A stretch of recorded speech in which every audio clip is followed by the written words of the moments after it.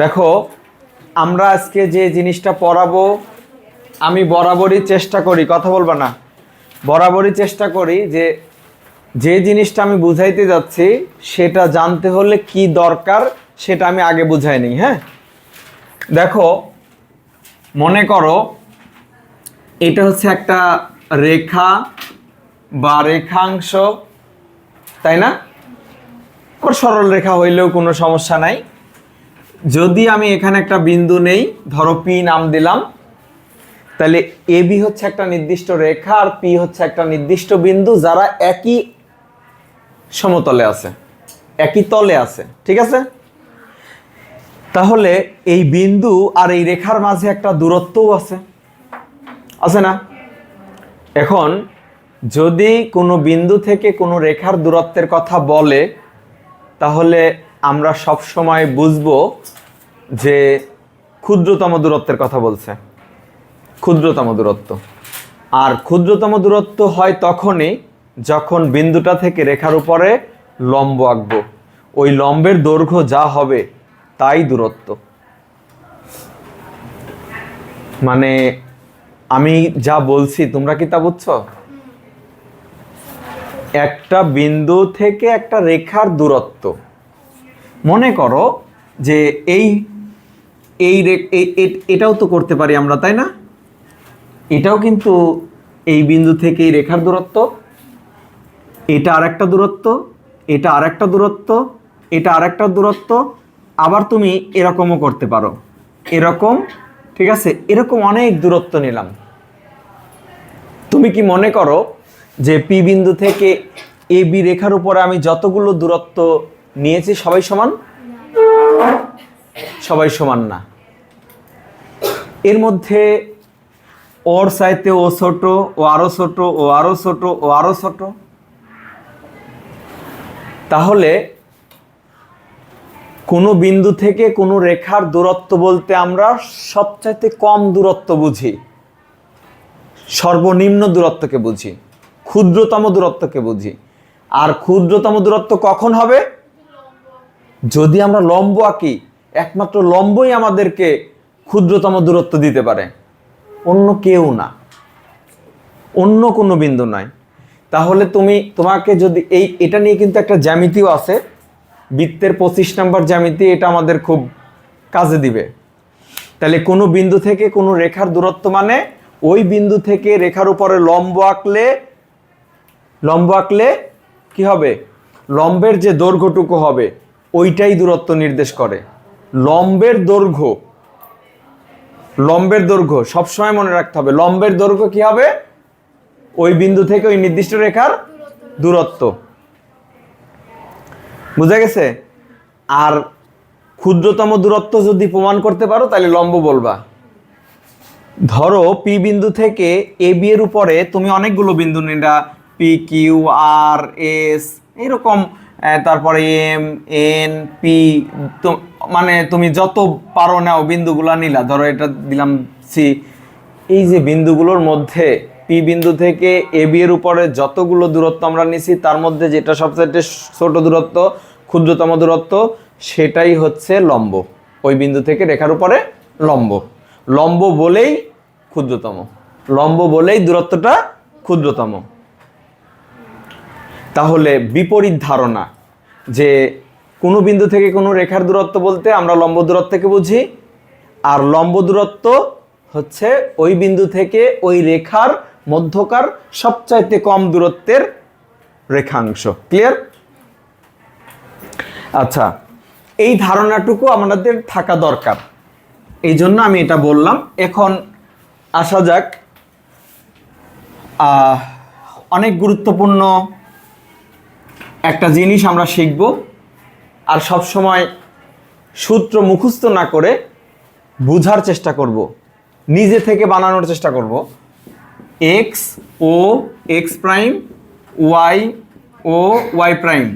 আচ্ছা, ধরো আমি এখানে একটা বিন্দু নিলাম যার স্থানাঙ্ক দিলাম এক্স ওয়াই। ঠিক আছে? তো আমি এই বিন্দুটা এখানে নিলাম, এই জায়গাটায় আসার জন্য আমাকে এক্স অক্ষ বরাবর দূরত্ব অতিক্রম করতে হয়েছে, আবার ওয়াই অক্ষ বরাবর অতিক্রম করতে হয়েছে। তো দেখো তুমি আসলে এক্স অক্ষ বরাবর কতটুকু দূরত্ব অতিক্রম করছো বলো তো? এক্স অক্ষ বরাবর কতটুকু দূরত্ব অতিক্রম করছো তুমি? কেন? এক্স অক্ষ বরাবর আমরা এক্স দূরত্ব অতিক্রম করছি, পি বিন্দুর ভুজ যা ততটুকু গেছি। আমরা গত দিনে বিন্দু বসাইনি, ঘর গুনে গুনে বিন্দু বসাইলাম না? প্রথমে আমরা এক্স অক্ষ বরাবর গেলাম, তারপরে উপরে গেলাম, তারপরে নিচে গেলাম, তাই না? এখানে আমি এক্স যাব এক্স অক্ষ বরাবর, আর এই যে উপরে যাওয়া মানে আর নিচে যাওয়া মানে ওয়াই অক্ষ বরাবর অতিক্রম করা।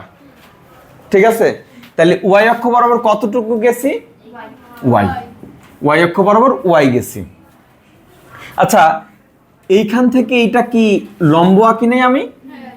আমরা যখন বিন্দুগুলো বসাই তখন কি এরকম এরকম করে যাই না সোজা ওঠে? একদম, তাই না? তাহলে এটা কি? এটা লম্ব।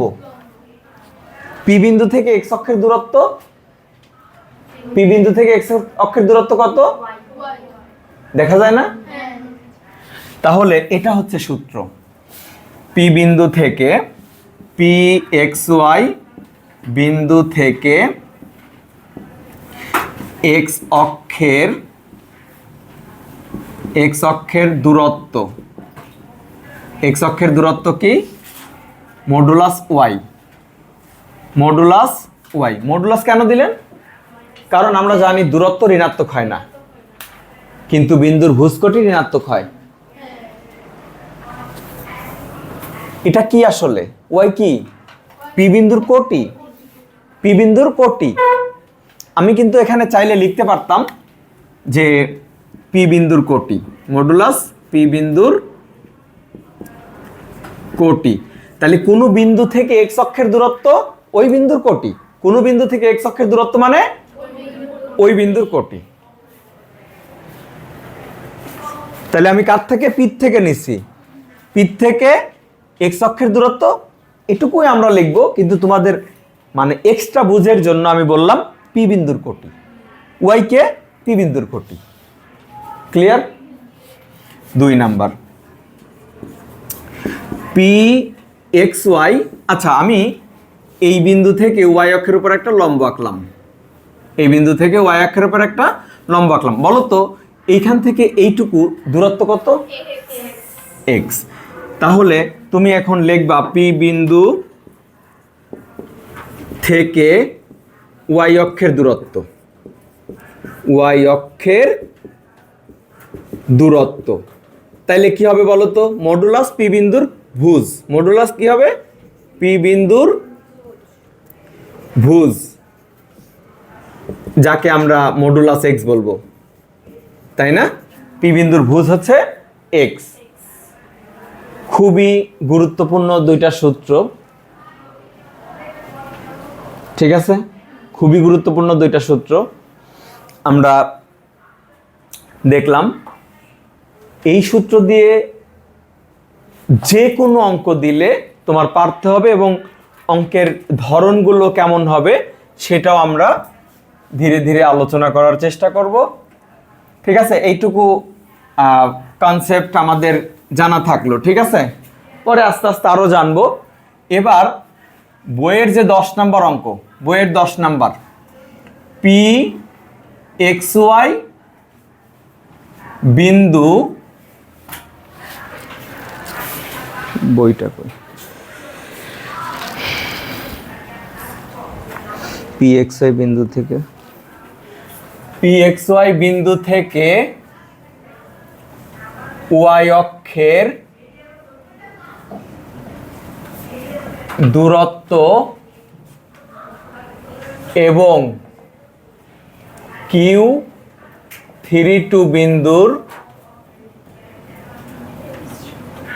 দূরত্ব। এখানে কি দূরত্ব আছে? নাই মনে হয়। বই আছে দূরত্ব? আচ্ছা, তাহলে থাক। তাহলে দূরত্ব সমান সমান হলে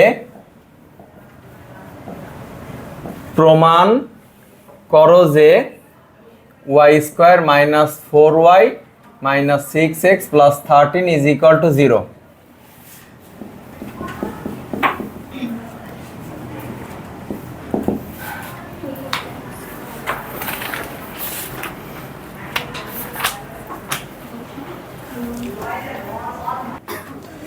আচ্ছা শোনো, প্রশ্ন বোঝাটা গুরুত্বপূর্ণ। যদি না বোঝো তাইলে এখানে ভুল করার সুযোগ অনেক বেশি। সহজ অঙ্ক কিন্তু অনেক ভুল করবা। কি বলছে খেয়াল করো, পি এক্স ওয়াই বিন্দু থেকে ওয়াই অক্ষের দূরত্ব এবং কিউ বিন্দুর দূরত্ব সমান হলে প্রমাণ করো যে এটা। এখানে পরীক্ষায় স্যাররা ওয়াই অক্ষের জায়গায় এক্স অক্ষও দিতে পারে, তখন প্রমাণটা চেঞ্জ হয়ে যাবে। ক্লিয়ার? আচ্ছা, এই প্রশ্নটা পড়ে তোমরা যদি কেউ কিছু বুঝে থাকো, অনুধাবন করে থাকো, তাহলে আমাকে একটু বলো তো, কে বলবা এই প্রশ্নটা পড়ে কি বুঝছো? ভয়ের কিছু নাই, ভুল বলো, কোনো অসুবিধা নাই,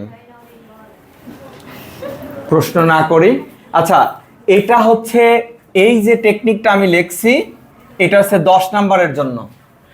আর এক্সট্রা 3টা অঙ্ক যে আছে, এটা হচ্ছে তোমার, আমি বলে দিই যে এ ও বি থেকে সি এর দূরত্ব সমান,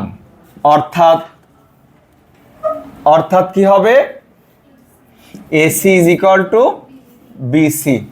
দেখো প্রশ্নটা পড়ো, ওয়াই অক্ষ এবং কে বিন্দু থেকে আরো প্রশ্ন পড়ার আরো মজার টেকনিক আছে। এই যে এটা তুমি বাদ দাও, এটা বাদ দিয়ে পড়ো ওয়াই অক্ষ থেকে এ বিন্দুর দূরত্ব। আবার তুমি কি করবা, এবং এর এই অংশটা বাদ দাও, কে বিন্দু থেকে এই বিন্দুর দূরত্ব। তুমি না বুঝলে খালি আমারে বলবা, আমার কাছে বহুত উপায় আছে বুঝানোর। সেটা যদি এতটুকু বাচ্চাও হয় সেটারও বুঝাই দেব, কিন্তু বলতে হবে যে আমি বুঝি নাই। ক্লিয়ার? তুমি দেখো এত এবং এত, এখন যদি আমি এই জায়গা দাঁড়ায় বলি আমি নওরিন এবং ঈশাদ থেকে সমদূরে আছি, নওরিন এবং ঈশা থেকে তোমাদের গণিতের স্যার সমান দূরত্বে আছে, তাহলে নওরিন থেকে আমার দূরত্ব ইজ ইকুয়াল টু ঈশা থেকে আমার দূরত্ব। ব্যাপারটা কি এভাবে বলা যায় না যে ম্যাথ স্যারের থেকে নওরিন ও ঈশার দূরত্ব সমান, তাহলে ম্যাথ স্যারের সাথে নওরিনের দূরত্ব, ম্যাথ স্যারের সাথে ঈশার দূরত্ব, রাইট? ব্যাপারটা এইভাবেই লেখা হয়েছে। আমি কি বুঝাইতে পারছি প্রশ্ন পড়ার টেকনিক? সবাই বুঝছো? ঠিক আছে, আমরা এখন প্রবলেম সলভে চলে যাব। এগুলো কিন্তু লিখে রাখবা, এই যে যেগুলো বুঝাইছি না, লিখে রাখবা। আচ্ছা 10 নাম্বারে কি করবা, পি এক্স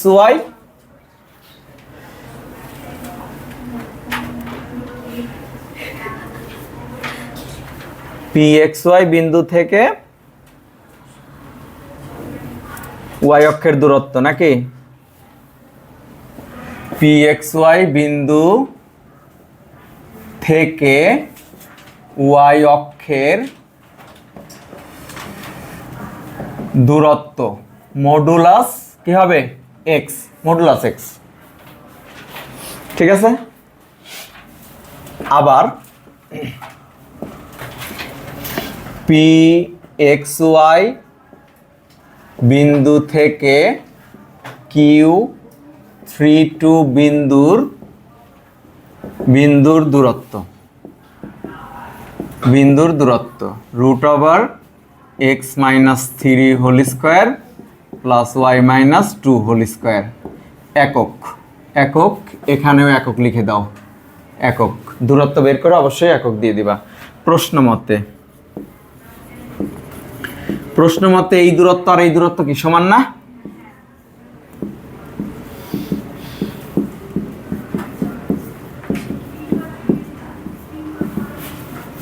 আমি তোমাদেরকে সবসময় বোঝার ব্যাপারে জোর দিই আর বেসিকের ব্যাপারে জোর দেই। অঙ্ক প্র্যাকটিস, একজন এক অঙ্ক 10 বার করবে, তুমি একবার করবা। 10 বার ইকুয়াল টু একবার। ও 10 গুণ টাইম ব্যয় করবে ম্যাথের জন্য, তুমি 1 গুণ টাইম ব্যয় করবা। শুধু আমার কথা মতো চললে ইভেন অঙ্ক কমনও আশা করবা না। যে অঙ্কের দিক তুমি সেটাই পারো, যদি তুমি আমার কথা অনুসরণ করতে পারো। অঙ্ক কমন লাগবে না। এখন দেখো, উভয় পক্ষকে যদি আমি বর্গ করি,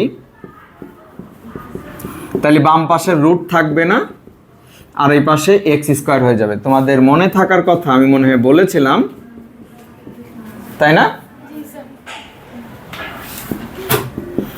x square minus 2 into x into 3 plus 3 square plus y square minus 2 into y into 2 is equal 2 square is equal to x square.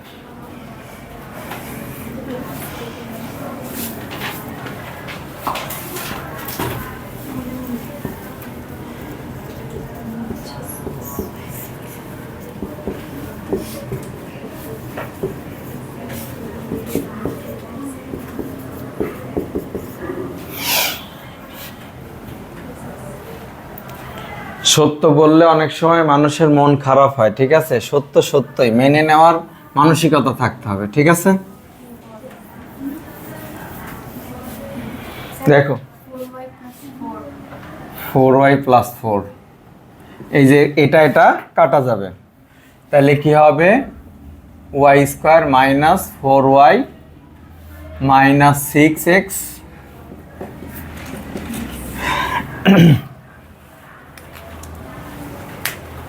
তোমরা যখন ক্লাস করবা, ক্লাসে আসবা, সহপাঠীদেরকে ভয় করবা না। আল্লাহ, আমার স্যার জিজ্ঞেস করলো, আমি কি উত্তর দিলাম, ভুল হলো, আমার সহপাঠীরা হাসবে, এগুলো করবেন না। একজন মানুষের কথা বলতে দিতে হবে। ও ভুল বলুক, কোনো অসুবিধা নাই, ওর কনসেপ্টে যেটা আসছে সেটাই সে বলবে, কিন্তু কেউ হাসাহাসি করবেন না। ভুল বলুক, আর ভুল থেকেই আমাদের শিক্ষা নিতে হবে, আমরা ভুল থেকেই শিখব। ক্লিয়ার? প্রমাণ হয়ে গেছে না? প্রমাণিত। বললাম না অঙ্ক খুব সোজা? প্রশ্ন বুঝতে হবে। কি করতে হবে? প্রশ্ন বুঝতে হবে। এবার তুমি আমাকে বলো, বাসায় যখন তুমি এই কাজটা করবা, এক্স অক্ষকে পরিবর্তন করে ওয়াই অক্ষকে পরিবর্তন করে এক্স অক্ষ হিসেবে অঙ্কটা করবা, ঠিক আছে? তাহলে টেস্ট পেপারে এই জাতীয় অনেক অঙ্ক আছে যা তোমার আর কখনোই প্র্যাকটিস করতে হবে না, এবং আমি এক্সট্রা অঙ্ক দিয়ে দিছি। এটা আমি ইন্টারের বই থেকে দিয়ে দিছি। সরল রেখার অনেক অংশ কভার হয়ে যায় এসএসসি পড়লে ইন্টারের। এখন তোমরা প্রশ্ন করতে পারো, স্যার আমরা পড়ি এসএসসিতে, আমাদের কেন ইন্টারের বই পড়াইতেছেন, দিতেছেন? বাবারে, টপিকস রিলেটেড জিনিস যদি থাকে, সেটা না দিলে তুমি লসের কাতারে থাকবা। আমি এটা না দিলেই পারি, তুমি লসের কাতারে থাকবা। আর আমি আমার শিক্ষার্থীকে কখনো সেই শিক্ষা দেই না। আমার শিক্ষার্থী অ্যাডভান্স জানবে, 2টা হলেও বেশি জানবে। এখন তুমি মনে রাখতে পারো না, সেটা ভিন্ন হিসাব, কিন্তু শেখানোর বেলায় আমি 2টা বেশি শেখাবো। এখন বলো, আমি যে 3টা এক্সট্রা প্রবলেম দিলাম, এর মধ্যে কোনটা তোমরা করে চাও?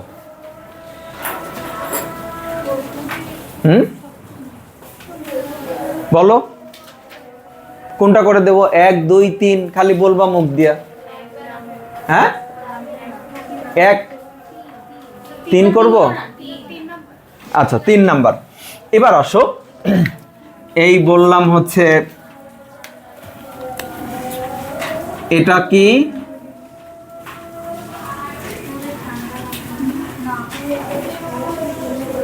এটা ঈশা, তাই না?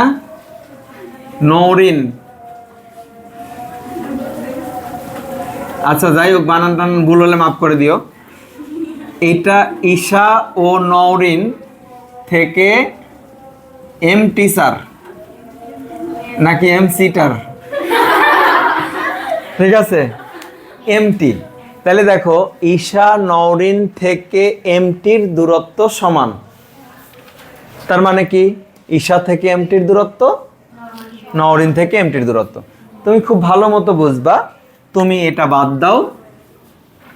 এবার প্রশ্ন পড়ো, এক্স অক্ষ থেকে এত বিন্দুর দূরত্ব। আচ্ছা, তুমি এখন যারে বাদ দিছিলা তারে গ্রহণ করো, আর যারে আগে গ্রহণ করছিল তারে বাদ দাও। এত থেকে এতর দূরত্ব, প্রশ্ন কঠিন লাগবে? ঠিক আছে, তাহলে দেখো 3 নাম্বার করে দিচ্ছে যে এক্স অক্ষ থেকে 4K বিন্দুর দূরত্ব কি হবে বলো তো? বিন্দুর কোটি হবে। এই দেখো আরো সহজ, এটা এক্স এটা এক্স, কাটা কি থাকলো? অক্ষ যেটা সেটা কাটা দিবা, এক্স অক্ষ না, বিন্দুর এক্স কাটা দিবা, থাকলো কি কে, মডুলাস কে। তারপরে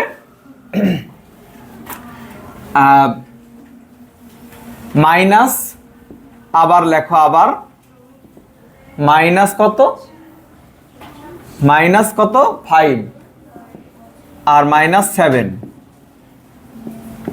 বিন্দু থেকে 4K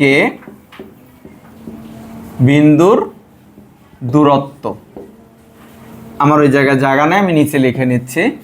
এখন দেখো আমি এটাকে 2 ধরলাম, এটাকে 2, x2 মাইনাস x1, তার মানে কি 4 plus 5 whole square, y2 minus y1। যদি আমি এটা প্রথমে বসাইতাম তো মাইনাস আসতো, তো বেশি সবগুলোই মাইনাস আসতো, ঝামেলা না, মাইনাস কমন নেওয়া লাগতো, লাইন বেড়ে যাইতো। এগুলো একটু বুদ্ধি করে লিখবা। এখানে 9 মানে 81, আর এখানে আমি কিছুই করলাম না, ধরো এরকমই রেখে দিলাম, এত একক, এখানেও একক লিখবা। প্রশ্ন মতে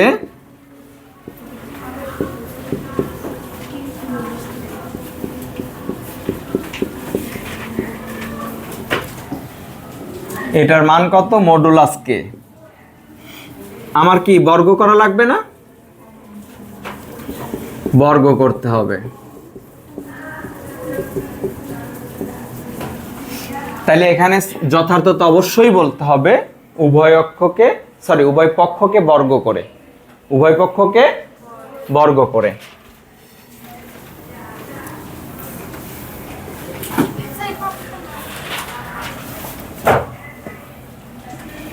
(81 K square 2K 7 plus 7 square is equal two K square. 81 K square 14K plus 49 minus K square. হ্যাঁ,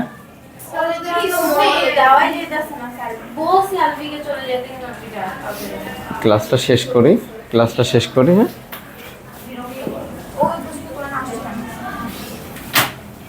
ফলাফল বেশি বদমাইশ হয়ে গেছে। এটা যোগ করলে 130 মেবি, তাই না? দেখে নিও।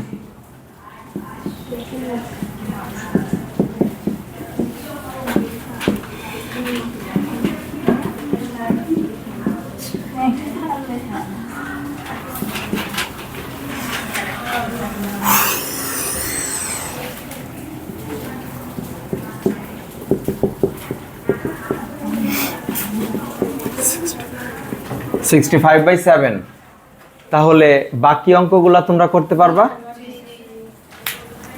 দেখো আমি এই জন্যই বারবার তোমাদের বলি যে তুমি বেসিকটাতে গুরুত্ব দাও।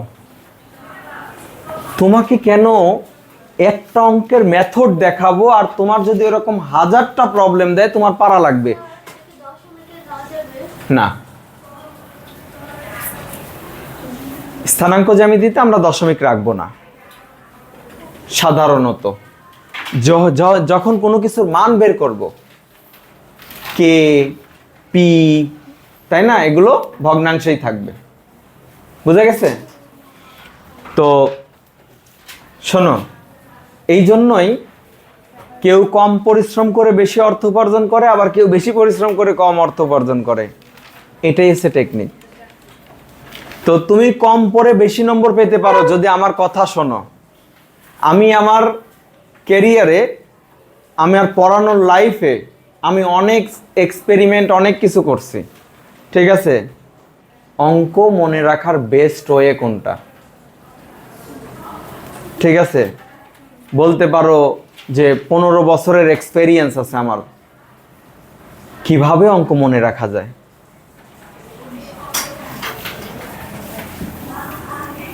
আচ্ছা, এবার আমরা বইতে ফিরে আসি। দেখো বইয়ের 11 নাম্বার অঙ্ক।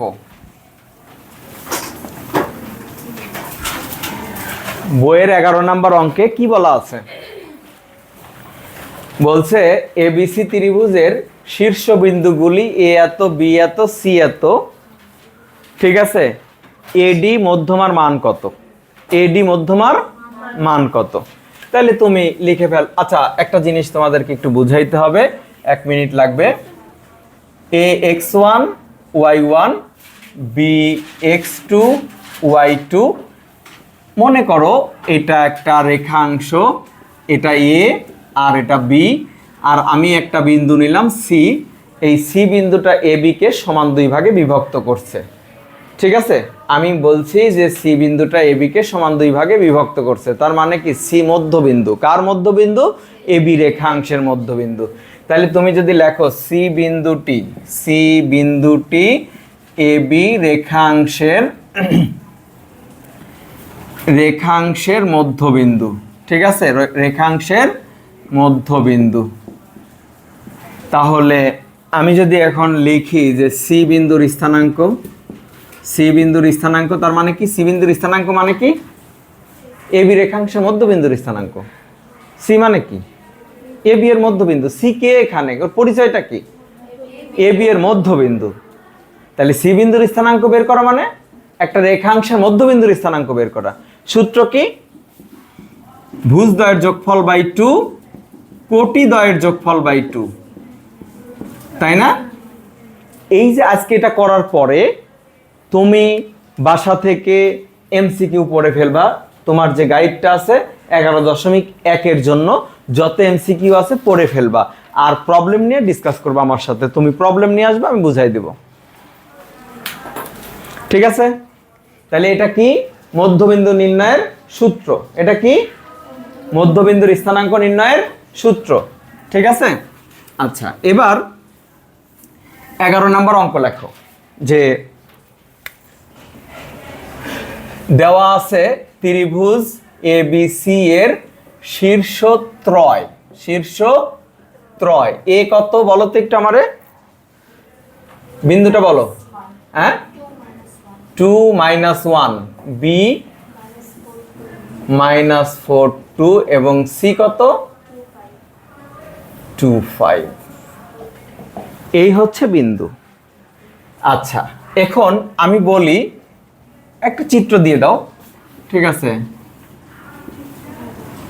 এ বি সি, ডি হইতেছে বিসি এর মধ্যবিন্দু।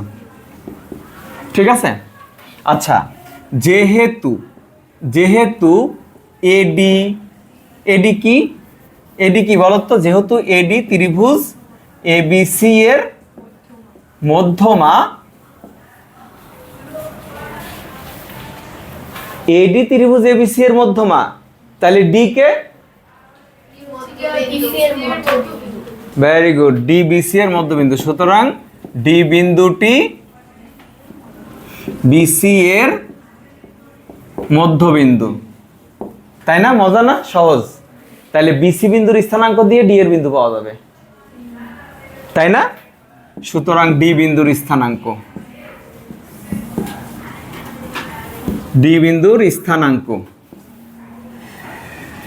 টু, আচ্ছা, ডি -4 + 2 / 2, 2 + 5/2 = -1 7/2। কেন আমাদের ডি বিন্দুর স্থানাঙ্ক বের করার দরকার পড়লো স্যার, সেটা তো বললেন না। প্রশ্নের মধ্যে বলছে এডি এর মান, এডি মধ্যমার মান, এডি মধ্যমার মান মানে এডি মধ্যমার দৈর্ঘ্য কত। তাহলে আমার এ বিন্দু তো আমি জানি, কিন্তু ডি না জানলে আমি তোমার দৈর্ঘ্য কেমনে দিব? পারবো? এই কারণে আমার ডি জানতে হবে। এখন কি ক্লিয়ার প্রশ্ন? আমি এডি এর মান জানতে চাই, আর এডি এর মান বের করা মানে হচ্ছে এডি মধ্যমার দৈর্ঘ্য বের করা। মান এখানে দৈর্ঘ্য, মান এখানে কি দৈর্ঘ্য।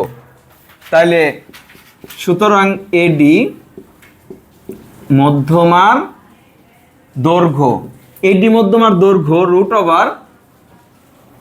√2 + 1 হোল স্কয়ার প্লাস হচ্ছে -1 -7/2 হোল স্কয়ার। এখানে 9 প্লাস হচ্ছে -2 -7 whole square, 9 plus -9 /2 whole square.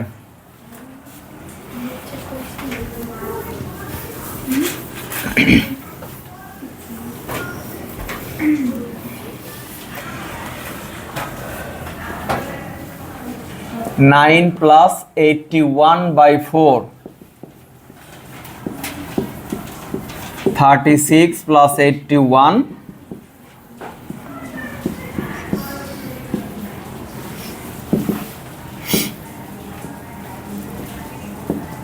9 × 13/4, 3√13/2 এত একক। সুতরাং এডি মধ্যমার মান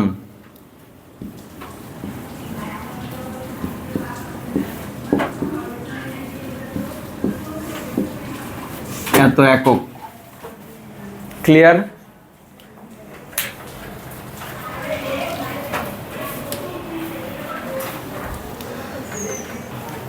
দেখো, আয়ত, সামান্তরিক, বর্গ, রম্বস আমি 4টা লিখেছি। এই 4টা হচ্ছে সুষম বহুভুজ বলে, সুষম বহুভুজ।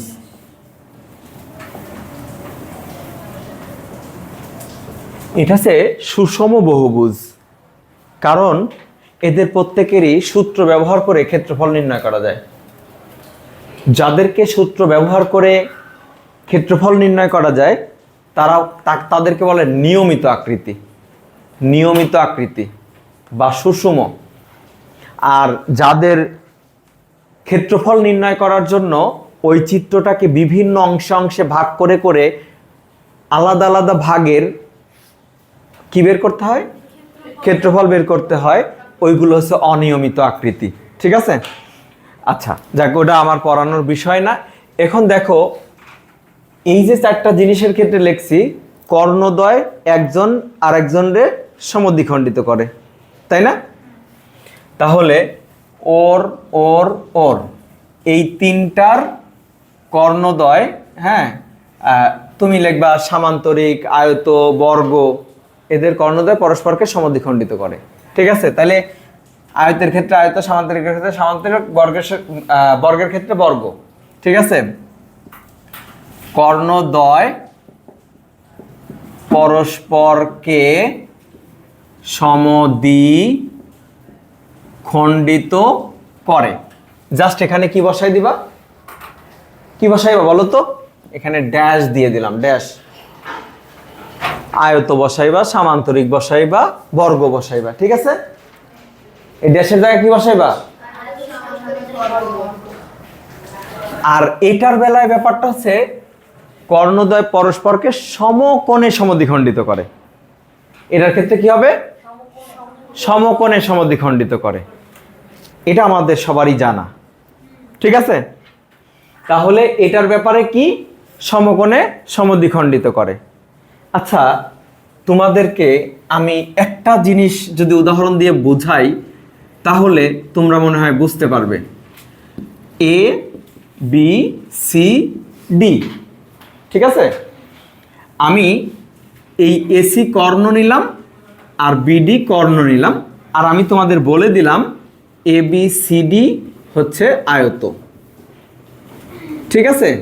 এ বি সি ডি আয়ত। তাহলে কি করছে, এই এসি কর্ণটাকে দুই ভাগ করে দিয়েছে কে? বিডি কর্ণ।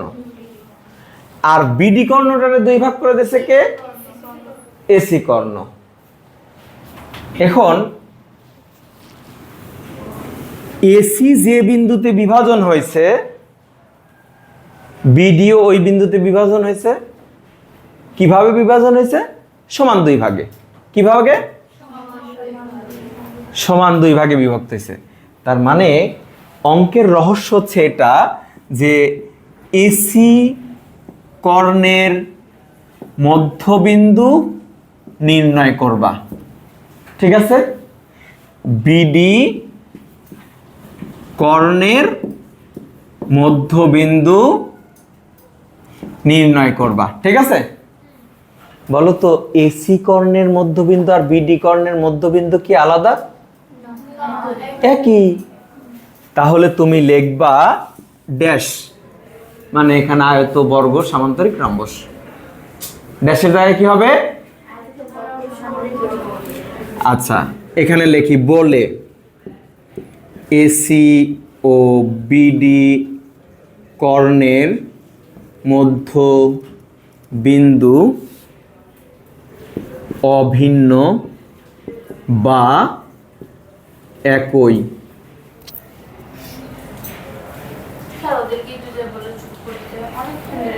তোমার কি খালি সমস্যা হইতেই থাকে বুঝি না আমি। তুমি এদিকে মনোযোগ দাও, তোমার মনোযোগ তো অন্যদিকে। এখানে কি লিখবা? আয়ত, বর্গ, সামান্তরিক, রম্বস। দেখো, আয়ত বল, তুমি আমার কথা শোনো। আয়ত বললে এসি ও বিডি কর্ণের মধ্যবিন্দু অভিন্ন বা একই। তুমি বলবা সামান্তরিক বলে এসি ও বিডি কর্ণের মধ্যবিন্দু অভিন্ন বা একই। তুমি বলবা বর্গ বলে এসি ও বিডি এর কর্ণের মধ্যবিন্দু অভিন্ন বা একই। রম্বসের বেলায় বলবা রম্বস বলে A B C D rhombus বলে, P Q R S rhombus বলে, যে নাম দেওয়া থাকবে, হ্যাঁ, বলে মধ্যবিন্দু অভিন্ন বা একই। একটা অঙ্ক দিয়ে চারটা অঙ্ক শেখা যায়, একটা অঙ্ক দিয়ে চারটা অঙ্ক শেখা যায়। তোমার তো এই বলে দিলাম, এখানে রম্বস বললে রম্বস, সামান্তরিক বললে সামান্তরিক, আয়ত বললে আয়ত। আমার কি চার ধরনের অঙ্ক করার দরকার আছে? একটা অঙ্ক, বাস, কাজ শেষ। ঠিক আছে? তাহলে আমার বেসিক কনসেপ্টটা আমি নিতে পারছি কিনা? ঠিক আছে, এখন আমরা একটা প্রশ্ন নিয়ে নিব।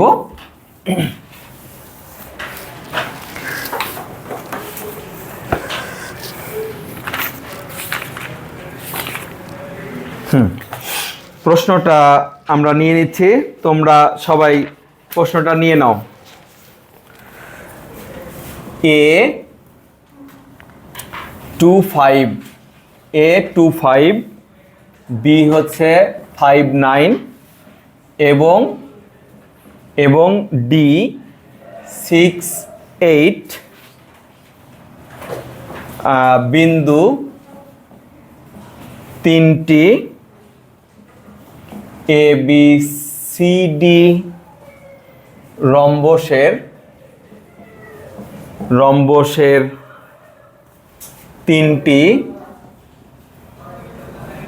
তিনটি শীর্ষবিন্দু।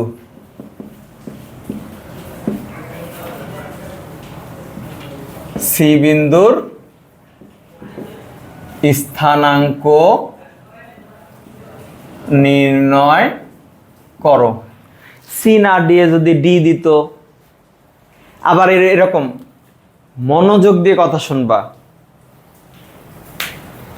এ বি সি বিন্দু দিয়ে দিল, আর ডি বিন্দুর কথা না বলে বলে চতুর্থ শীর্ষবিন্দু নির্ণয় করো। কি বলবে?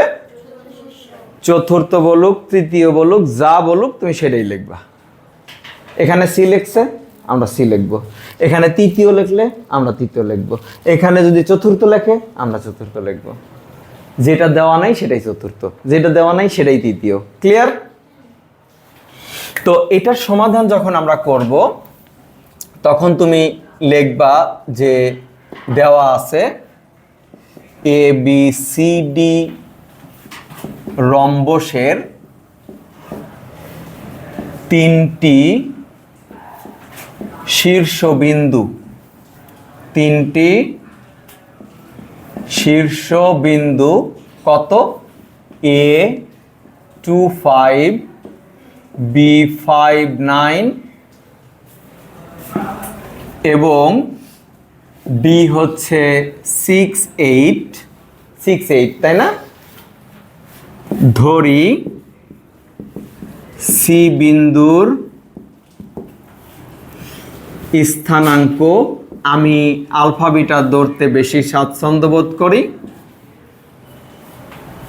ঠিক আছে? আলফা বিটা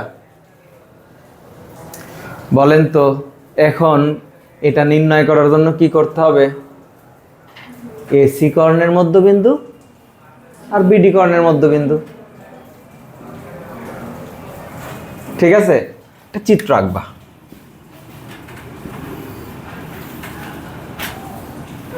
ধরো এ বি সি ডি, এই এটা এই এটা। এখন কি করবা? এসি কর্ণের মধ্যবিন্দু।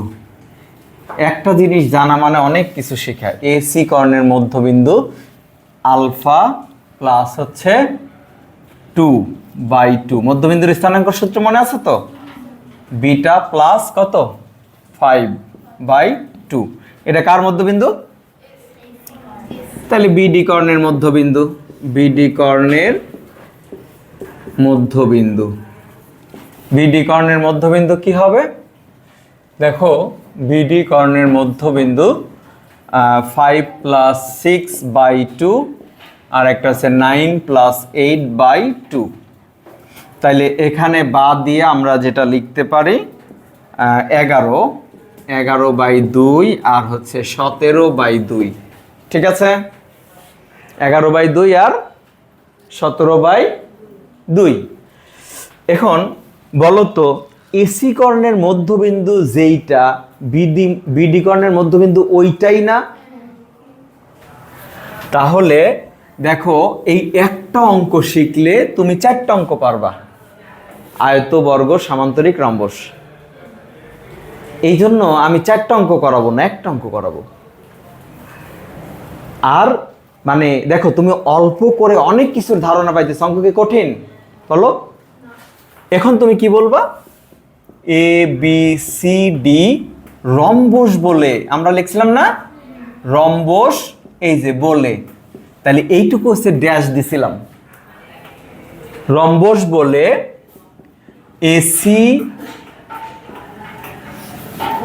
এসি ও বিডি কর্ণের মধ্যবিন্দু একই বা অভিন্ন। ঠিক আছে?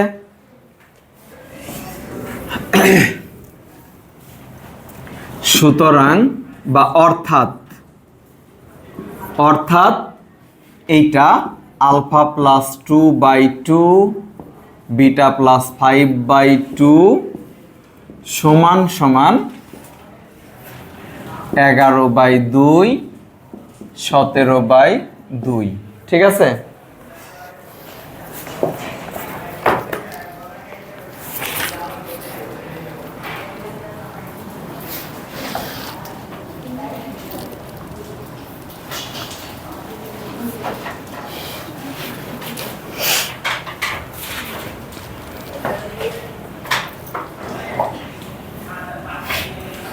আবার এখানে যদি তুমি মনে করো বা না দিলে কি দিবা? 3টা সমান ইকুইভ্যালেন্ট। ঠিক আছে? একই অর্থে বোঝাইতে, এটা আর এটা অভিন্ন, অভিন্ন বোঝাতে। কি ক্লিয়ার? আচ্ছা, বা দিলেও কোনো সমস্যা নেই। ওকে, এখন দেখো আমি এখানে সমান নিছি, কি নিছি? সমান, বা এখানেও ইকুইভ্যালেন্ট হয়, দেওয়া যায়। ঠিক আছে? আচ্ছা, তাহলে এখন দেখো এখানে সুতরাং দিই, অর্থাৎ অর্থাৎ alpha plus beta by 2 is equal to 11/2। ওই যে তোমার ক্রমজোরের শর্ত মতে সেটে পড়ছো না, ওই রকম। এই দাঁড়াও, এত পাগল হয়ে না। 11 আলফা 11 - 2, সুতরাং আলফা ইকুয়াল টু কত? 9। ঠিক আছে? আবার এখন চিত্রের দরকার নাই, আমি মুছে দিলাম। বিটা বিটা প্লাস 5/2 কি লিখলাম is equal two 17/2। Beta plus 5 equal to 17।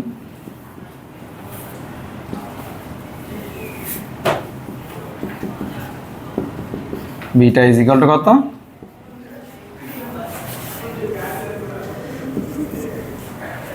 বার। তাহলে দেখো, সুতরাং সি বিন্দুর স্থানাঙ্ক,